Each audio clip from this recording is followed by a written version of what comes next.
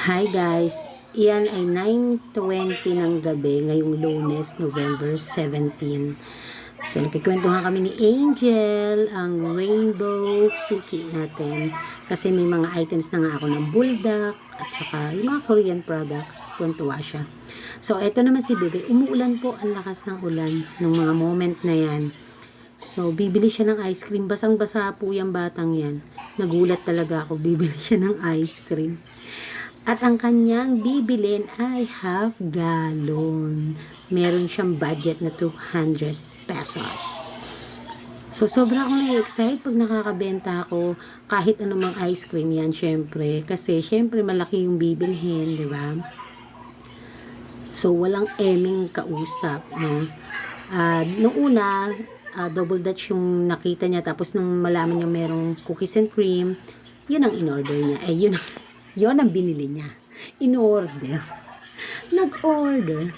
So, yan. So, maraming salamat talaga sa mga suki ko. At tuwan-tuwa ako kasi alam nila, pag kailangan nila ng malaking ice cream, si Mami Park ang kanilang pinupuntahan. So, maliban na lang kung may prefer talaga silang brand. Pero tuwan-tuwa talaga ako kasi unti-unti nang nakikilala at nakikita si Herns. Thank you, Suki! Hi guys, Mami Park is here. It's Monday and it's raining, no? So, nakita nyo? Kahit umuulan, mabili ang ice cream. So, nabilan tayo ng half gallon ng Herns. Tapos sa Herns po, hindi lang po yan yung nabili natin na half gallon today. May yung mga Sunday cups na maliliit ni Herns at saka nabilan din po tayo ng yung yung mega stick nila. So, yung isang bata na bumili dito, tinikman niya yung medyo maliit ng konti sa mega stick ni Herns cookies and cream. Sabi nila, ma-creamy daw, masarap daw, pwede. Tapos kagabi, may bumili nung chocolate ba yun? O yun, basta, ganun. Maganda yung review nila kay Herns, nakakatuwa. Tapos ang daming bumili ng mga bubble, yung andun kasi, natatamad na kasi yung ano. Ang daming bumili ng cup, no? So, at least tapos may galon tayo for today's video, no? Lunes na Lunes. Umuulan pa, naririnig nyo ba? Yung tulo ng patak ng ulan. So, maingay lang, may electric fan, no? So, actually, 9:30 na. Usually, pagka ganito, nag-i-start na ako paunti-unti. Yung mga nakakalat na bote, ng mga basyo, inaayos na natin. We'll make sure also na yung ating kusina, no, 95% ay malinis na ang mga hugasin, ganyan, kasi minsan may binababad pa tayong mga kaldero, kawali, no, dahil sa pagluluto, tapos binabalikan na lang natin yan ng mga hating gabi. And then also, ganitong mga oras, nag-ano na rin tayo yan, nagkakalas-kalas, tinitingnan na natin kung ano yung mga pwede natin i-refill. So, I take this opportunity na wala masyadong bumibili, kasi nga, para makapag-unbox tayo. Guys, kahapon po linggo, napakarami pong nabili kong buldak. So, nakabenta po kami ng 7 buldak yata, 7-8. Tapos, 2 shinramyun, yung may sabaw. Tapos, nabibilan din po tayo ng ating nori, kung tawagin. Kilala nyo ng nori siya, pero ang tawag ko talaga dyan ay kim, yung seasoned seaweeds natin. Nabilan din po tayo kahapon nung lote na luncheon meat, okay luncheon meat, ng isa. So, unti-unti na pong nakikilala. To God be the glory, ano? Ayan. So, mag-shoutout tayo sa last video natin. So, again, dun sa mga nag-comment ng part 3 ng learning to let go of the things that you cannot control, part 3, yung mga nag-comment po sa mga video na yan, ay atin pong i-shoutout kapag nakagawa na po ako ng video ng part 4. Okay? So, eto po yung dumating na parcel natin for today's video. I have 2 parcel na dumating. Ito po, cash natin binayaran kasi hindi available si Pay Later. So, kinash natin. Ayan. So, dahil po isa na lang po yung ganito ko, no? May naka-display doon. Yung pink yung yung pink yung takip. Isa na lang yung stock ko diyan, tapos meron akong bawas na naka-display. Nagdagdag tayo. Bumili tayo ng 2. Ayan. And then, bumili din po tayo ng popping candy. Ayan, kasi hinahanap nila yan. And then, eto, unbox natin. Umorder kayo sa link na i-share ng Mami Park, ha? Malaking bagay po siya sa akin. Ayan. So, sobrang positive lang. Alam nyo, matumal, Lunes, sa totoo lang. Back to normal. Pero, wala lang tayong magagawa eh. I mean, we provided all naman ng needs nila, no? Pero wala tayo talagang, kung ganito, wala tayong magagawa. So, what we have to do is to be consistent. Okay? Ayan. Alam niyo, napakabili nito sa akin. Isang linggo din yata ako, 2 linggong nawalan nito. Ayan. Sa dami po kasi ng i-display ko sa harap, hindi ko na po alam kung saan ko sila pag-display. Alam niyo, kahit ganyan ang bili niya, tsaka yung fart bomb, hindi lang ako bumili kasi naghahanap ako ng good na deal eh. Ayan. Pero for sure, bibili ako ng para sa Pasko. 2 po yung binili natin, no? Isang parang paganito, parang jar, tapos isang sponge bar. Ang bili niya, ewan ko, gusto nila yan. So, eto medyo malaki. Ayan na naman. Buti na buhat ko. Ang sakit sa balakang, promise. So, ayan. So, as you all know, kaya ako po din binibidyohan para sa reference natin, para pag meron akong babalikan kung may kulang sa order ko para ma-refund. Okay? Ano kaya ito? Meron pa po akong mga parating, marami po akong actually, ang dami ko pong mga gummy bears. Meron pa akong 2 strawberry, isang grapes, meron pa yata akong isang watermelon, na green, ganyan. Yung mga stock pa po ako dyan. Ayoko lang po nang nauubusan. Modern na rin tayo ng mga malalaking lollipop, kasi konti na lang yung nandito ko. Dami ko ng garapon. Magbebenta ako ng garapon. Maghahanap lang ako ng malaking box para ilalagay ko dito sa pinto sa labas. Kasi 5 piso po ang bentahan ko ng isang garapon. Alam niyo po ba sa bigas, yung sako nun nabibenta dito kasi para sa basura. 5 piso. Yung karton naman, yung mga boxes naman, binibigay ko na lang sa mga customer namin. And then, yung the rest, binibenta ni Kier Beauty. Ang dami ko pong naipon ulit ng mga box. Binibenta po ni Kier yan. Actually, may naibigay na ako dun sa isa kong customer. Ang dami nun 10 pesos lang kinuha ko. Kasi sabi niya, para na lang po kay Kier kasi nakikita ko po talaga na binibenta po nila, nilalagay po niya sa cart, tapos kulak-kulak niya, tapos kukunin ko lang po ng libre. Kahit saan. Nagbibigay siya ng 20 pesos. Sabi ko, 10 piso lang, okay na yun. Ganun ko kalabang mga customer. No? So, ayan. Kasi kaysa maging kalap dito, di ba? Or binibenta naman ni Kier, kaya lang ganun, di ba? Okay, ito yung kanyang ibabaw. Malaki to Ano kaya ito? Ang bulky Alam nyo, dito sa tindahan, dami kong gunting. Tapos ang end up of kailangan ko na, yan ako makita. Ano sa'yo, be? Ang natitira yung matalim pa yung ngipin ko. Ano? Anong chippy? Wala akong chippy na yung isa yung Mr. Teka, wait lang. Wait nga lang, guys, may nabi. Okay, resume.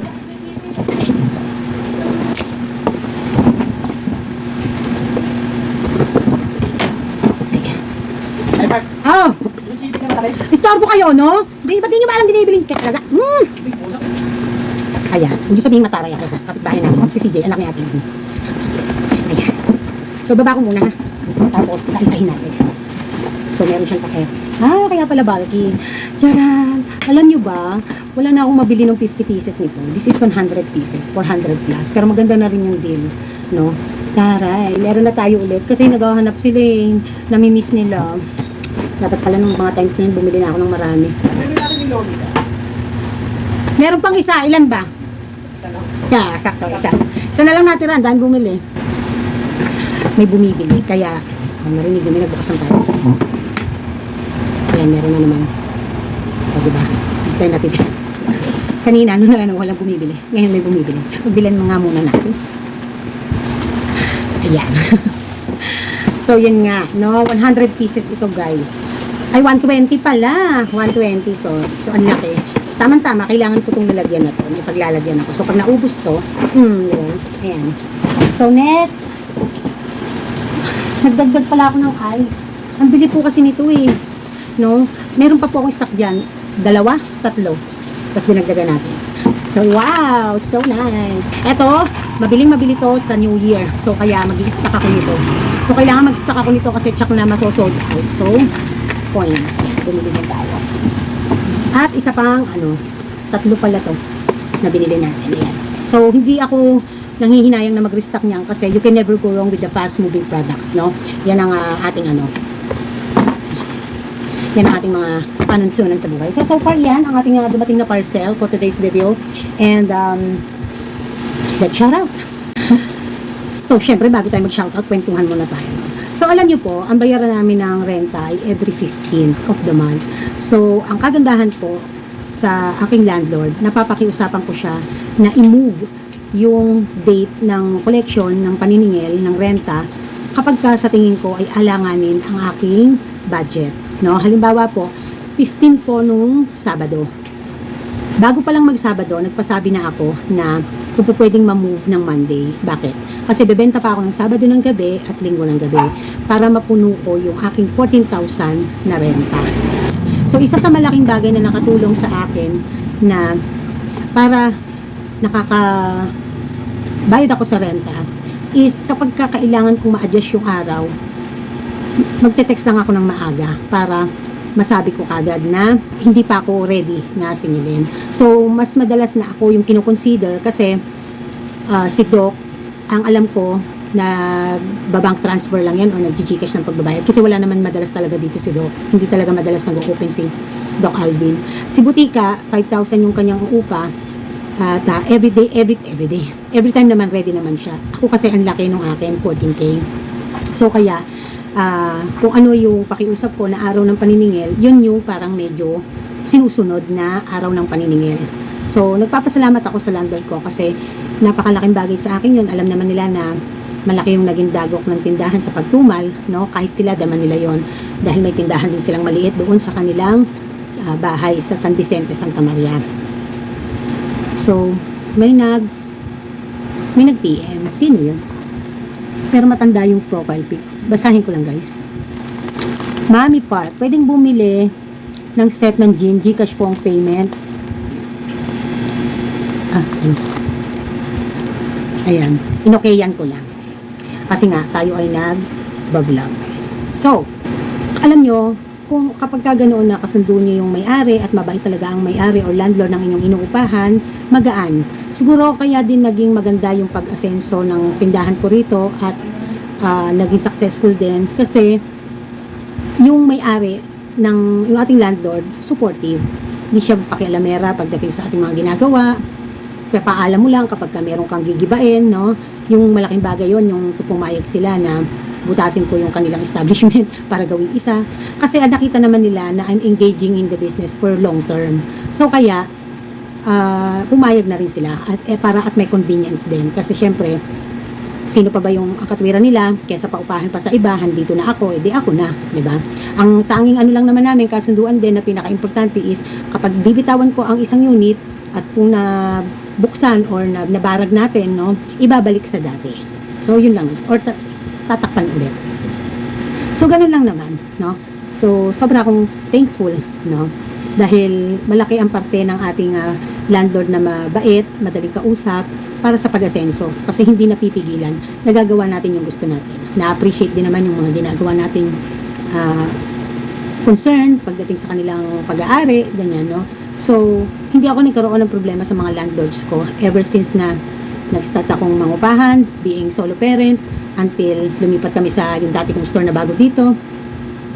Never ako nagkaroon ng problema sa mga landlords and I really engage or have contract to them ng matagal. Even sa mga bahay na inuupahan namin.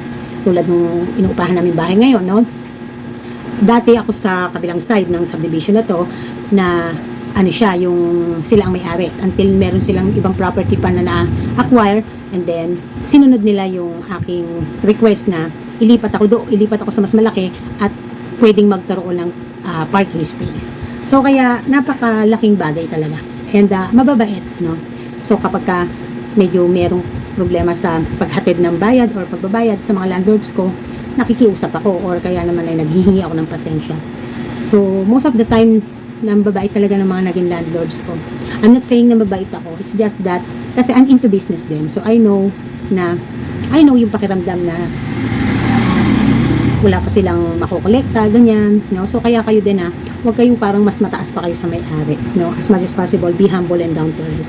Kasi tingnan nyo, tulad ko, no? Kung hindi rin naman ako, kahit paano, maganda yung naging outcome ng negosyo namin.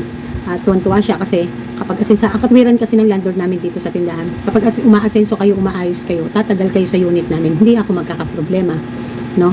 So tatawagin niyo lang ako kapag may mga talagang major problems. Most of the time nakikita lang tayo pag may collection day, ganun lang, no? So talagang hindi ka maiinis na dahil hindi sila laging nakatingin sa iyo, no? Magko-contact lang sila kapag collection na, yun lang, ganun. So happy ako, I'm so blessed talaga and talagang masaya lang, no? Yan, itong negosyo update, dumating na ang mga ice cream ng Hermes, bagong Korean product from Shopee. Okay, so ito ay merong 9 comments. Sabi ni Ricky Añuevo, masarap po yung Herns, natikman ko po. Congrats po, Mami Pan. Marami talagang marami talagang nagsasabi na pwedeng-pwede si Herns, meron ding laban. So, kaya masayang-masaya ako.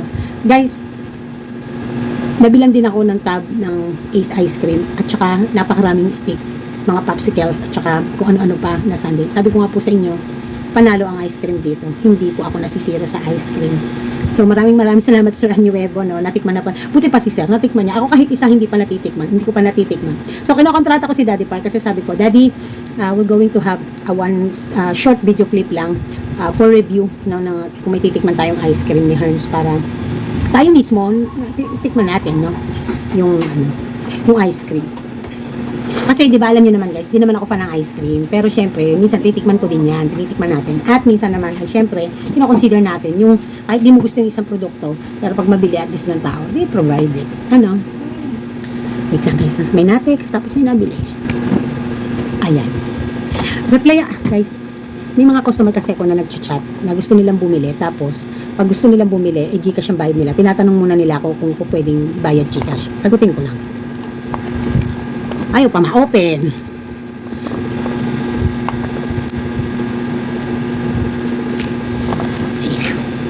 Okay, next. Pasensya na guys.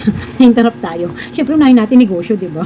Unahin din natin si YouTube. Parehas natin silang priority. Pero alam nyo naman na hindi makapaghihintay ang customer. Pero ang camera makapaghihintay. Di ba?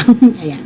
Ellen Pilar, hi mami, nakakatuwa naman, malakas ang ice cream dyan. Dito po kasi maliit lang ang population, kaya feeling ko, di papatok sa store ko yan. Sarap ng ice cream. Yun nga lang. So, ang pagkakaroon ng mga ganitong klaseng produkto or ads on sa ating tindahan ay syempre, inaaral din muna natin. No? Hindi lang porket marami ding population, magpo-provide tayo basta-basta.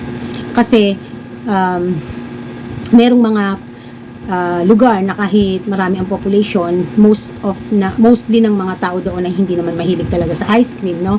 Or kaya talagang weekend lang bumibili ng ice cream or seasonal lang.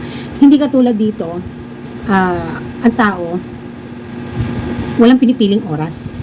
Kahit madaling araw pa yan, basta bukas ako at nagustuhan nilang bumili ng ice cream, walang pinipiling oras. So, blessed lang ako sa location na kung nasaan ako ngayon, na mga tao ay mahihilig sa ice cream. Kaya, ako hindi nang hihinayang na magbukas ng ref kasi alam ko yung product mabili. Pero syempre hindi naman lahat bubuksan ko, no.